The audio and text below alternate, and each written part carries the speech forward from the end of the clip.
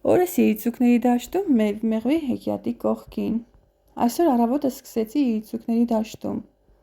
Արդեն մի քանի օր է չորացրել ու դասավորել եմ, նախորդ անգամ հավաքածս իրիցուկները։ Դաշտի գեղեցկությունը ուղղակի անհնար է բառերով նկարագրել։ Երբ արևը բարձրացավ ու կեսօրվա տաքությունը զգացվեց, մոտեցա մեղվափեթակին և ինչ տեսնեմ, մեղուն ձագ էր ունեցել։ Փեթակի վիմաց մի փոքրիկ հրաշք էր ծավալվել, թռչկոտող փոքրիկ մեղուներ, որոնք դեռ միամիտ շարժումներով փորձում էին գտնել իրենց տեղը աշխարհի մեջ։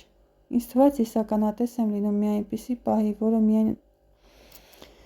նրանց էր տրվում։ Երեկոյան, երբ արևն իջնում էր, գնացի ջերմոց։ Լոլիկների տերևներից հեռացնում էի ավելորդները, որպեսզի չկպչեն հողին և որևէ հիվանդություն չտարածվի ամբողջ լոլիկների մեջ։ Սա ամենօրյա պարտականություն է, բայց ինձ համար մի տեսակ հոգատար արարողություն։ Հերթով հեռացնում էի ավելորդ տերևները, դանդաղ քայլերով առաջ էի գնում